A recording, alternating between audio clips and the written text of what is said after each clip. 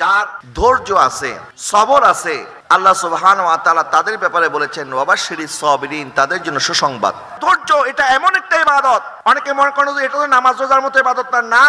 নামাজ রোজা যেমন ইবাদত, ধৈর্য একটা ইবাদত। আল্লাহ পাক ইরশাদ করেন ইন্নামা ইউওয়াফাস সাবিরুনা আজরাহুম বিগাইরি হিসাব, আমার বান্দার মধ্যে যারা ধৈর্য ধারণ করতে পারবে আমি আল্লাহ তাকে হিসাব ছাড়া দান করব। জোরে বলেন না সুবহানাল্লাহ। হিসাব ছাড়া দান করবেন কে? আল্লাহ। কতটুক দান করবেন? হযরত ইউসুফ আলাইহিস সালামকে 10 ভাই হিংসা করে কুয়ার মধ্যে ফেলে দিয়েছে। কয় ভাই মিলে কুয়ার মধ্যে ফেলে দিয়েছে। বলে আমার বাবা তারে বেশি আদর করে, তাকে দেখতে বেশি সুন্দর লাগে, সে সুন্দর সুন্দর কথাবার্তা বলে। এখন এটা নিয়ে তারা 10 ভাই হিংসা বশবর্তী এই ভাইকে কুয়ার মধ্যে নিক্ষেপ করে দিয়েছে। কুয়ার মধ্যে ইউসুফ আলাইহিস সালামকে একদল ব্যবসায়ী পেয়েছে, তারা আবার বাজারে গিয়ে বিক্রি করে দিয়েছে। ইউসুফ আলাইহিস সালামকে খরিদ করেছে মিশরের সেনাপতি। জুলেখার ঘরে লালন পালন হলো। জুলেখা ইউসুফ আলাইহিস সালামের প্রেমে আসক্ত হয়ে গেল। ইউসুফ আলাইহিস সালামকে যখন কুপ্রস্তাব দিয়েছে, জুলেখা যখন এটা অস্বীকার, ইউসুফ আলাইহিস সালামকে যখন জুলেখা কুপ্রস্তাব দিয়েছে, ইউসুফ আলাইহিস সালাম যখন অস্বীকার করেছে, ইউসুফ আলাইহিস সালামের বিরুদ্ধে মিথ্যা অভিযোগ দিয়ে ইউসুফ আলাইহিস সালামকে জেলখানার মধ্যে পাঠিয়ে দিয়েছে। বলেন না নাউজুবিল্লাহ। ইউসুফ আলাইহিস সালাম জেলখানার মধ্যে ছিলেন 10 বছর। কয় বছর?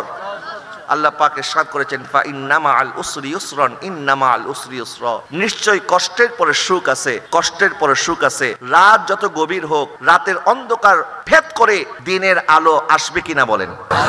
আল্লাহ সুবহানাহু ওয়া তাআলা ইউসুফ আলাইহিস সালামকে পরীক্ষা করেছেন। ওই জেলখানা থেকে বের হয়ে আল্লাহ পাক ইউসুফ আলাইহিস সালামকে মিশরের রাজত্ব দান করেছেন।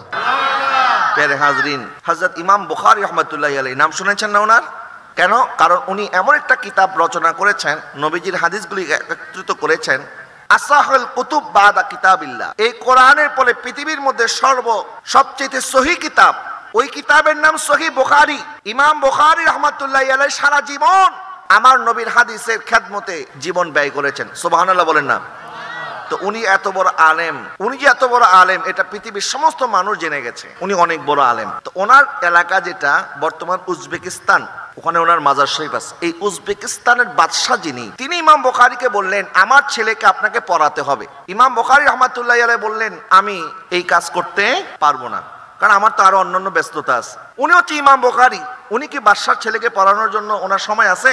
কিন্তু অন্যান্য সাধারণ হুজুর যারা আছে এরা তো মনে করে যে এটা তো অনেক বড় মর্যাদার কাজ, বাদশার ছেলের ওস্তাদ হওয়া এটা কি চারটেখানি কথা নাকি? বাদশার ছেলেকে পড়ানোর মতো যোগ্যতা এটা তো সবার থাকে না, আর সবাইকে বাদশাই অফারও করে না। আপনাকে অফার করেছিল, আপনি মেনে নিলেই তো পারেন। কিন্তু ইমাম বুখারী রাহমাতুল্লাহি আলাইহি বলেছেন যে না, আমি বাদশার ছেলেকে পড়াতে পারবো। এই বাদশার ছেলেকে পড়াতে পারবে না, এই কারণে বাদশাহ এমন রাগান্বিত হয়েছে, বলে সে যেখানে যাবে কেউ তাকে থাকতে জায়গা দিতে পারবে না। বলে না নাউজুবিল্লাহ। উনি যেখানে যায় মানুষ তো ওনাকে দেখলে পাগল, দৌড়ায় আসে, হুজুরের হাতে চুমু খায়, পায়ে চুমু খায়। ইমাম বুখারী খেদমত করতে চায়, কিন্তু দেখা যায় যে ওই বাদশাহ গভর্নরকে খবর পাঠায় দেয় যে বুখারীকে এখান থেকে বের করে দাও। এমনকি ওনার নিজের জন্মভূমি নিশাপুরে যখন উনি গিয়েছেন, হাজার হাজার মানুষ ওনাকে ইস্তেকবাল দেওয়ার জন্য উপস্থিত হয়েছে। ইমাম বুখারী নির্দেশে ফিরত এসেছেন। নিজের এলাকার মানুষ, গ্রামের মানুষ খুশিতে আত্মহারা, কিন্তু সেই ইমাম বুখারীকেও নিজের গ্রামে এক রাতও তারা থাকতে দেয় নাই, এখান থেকে বের করে দিয়েছে। যখন ওখান থেকে বের করে দিয়েছেন, পরের দিন ছিল ঈদ উল ফিতরের দিন। ঈদ উল ফিতরের দিন রোজার 30 দিনের রজনী, রোজা শেষ হয়ে গেছে, শাওয়ালের 1 তারিখ। রাত যখন শুরু হয়েছে, ওনার কোথাও জায়গা নাই।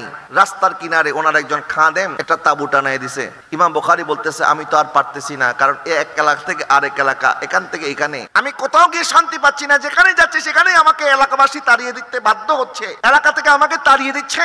তো আমার শরীর অনেক ক্লান্ত হয়ে গেছে, আমাকে একটু বিশ্রামের ব্যবস্থা করে দাও। খাদেম বললেন হুজুর কালকে সকালে ঈদ উল ফিতর, আপনি একটু রাত্রেবেলা এখানে একটু আরাম করেন। যখন রাত্রে উনি একটু ঘুমালেন, আর খাদেম ফজরের সময় যখন হুজুরকে জাগতে গেলেন, বলে হুজুর উঠেন, ফজরের ওয়াক্ত হয়ে গেছে।